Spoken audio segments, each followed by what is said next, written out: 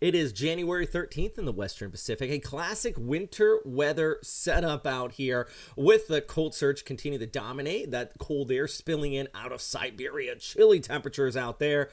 This is also kicking off some sea effect snowfall in parts of Japan. The leading edge of it, of course, still continuing to produce a bit of that shear line combined with the easterlies coming in just like that. Kicking off some scattered showers for parts of southern Luzon over towards Visayas, northern areas of Borneo, and yeah, even over here towards parts of Vietnam. You're getting kind of this onshore flow. Even reports of some pretty decent thunderstorms down towards the south across parts of Malaysia and over towards Thailand too. And I like this broader graphic because it gives you a good look at the total precipitable water vapor, basically where that dry air and those lower dew points are compared to the tropical atmosphere. And this whole just kind of tropical air mass has been pushed towards the south. There's your demarcation line between kind of this battle zone, the two air masses, and just towards the south of that, that's where you are seeing some pretty decent showers for the Philippines. And strictly showers, because if we take a look at the tropical cyclone outlook,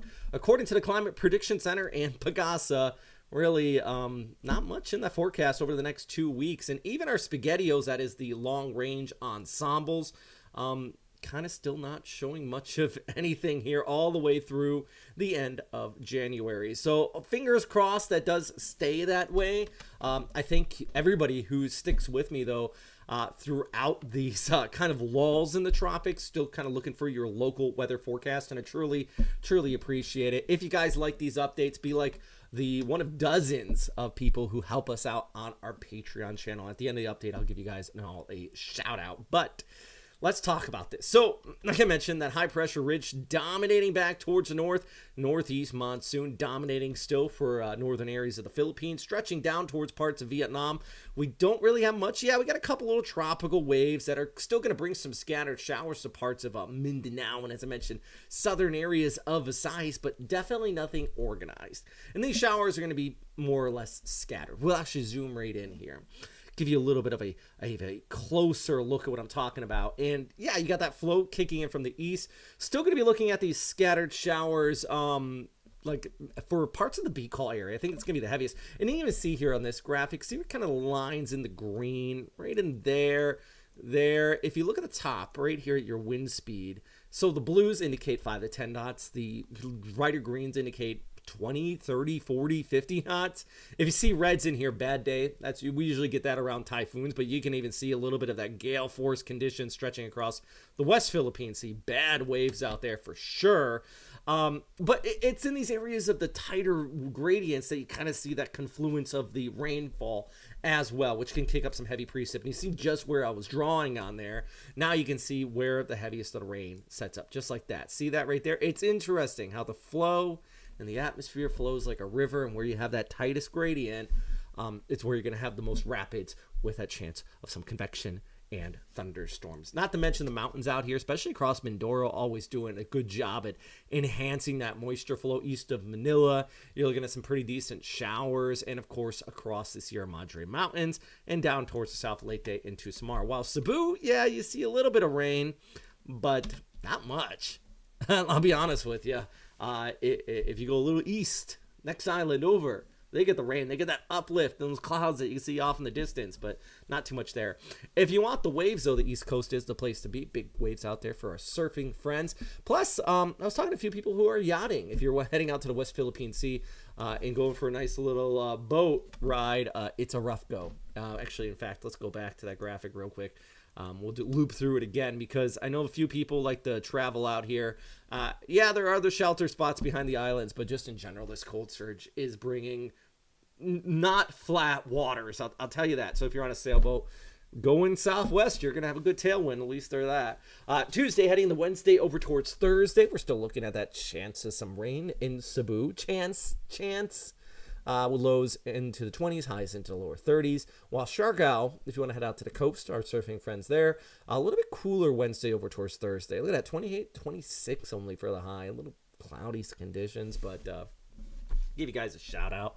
Man, next time I go out to the Philippines, I got to stop by and see you guys. If you're unfamiliar where that is this island right here off of northeastern Mindanao. Yeah, but you can see where they're kind of closer to the coast. They, of course, getting a little bit more rain. Places like Legazpi, too, are going to be looking at scattered showers here on our Tuesday.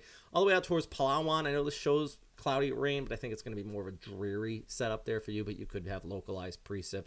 And then Manila, chance of that precip setting up. Remember that confluence of winds setting over Manila and just towards the east of you there. Well, relatively drier off towards north, but Baguio, higher elevation, you get that uplift that could increase the showers there, but also colder high temperatures. You're the cold spot on the map, as always. Good for you guys. In the summer, you're the best spot, but in the winter, relatively cooler. Not a lot of heat there either. So when you get lows down into the lower teens, single digits, it is a big deal. You know what else is a big deal? Our Patreon members. As I mentioned at the start of the update, if you want to support this channel, check out the link down below. Can't stress enough, especially Garmin, top left, first name on the list. He gives a lot more than he needs to, and never has asked for anything in return. Just says keep doing what you're doing, and I can't stress enough. Thank you so much, sir.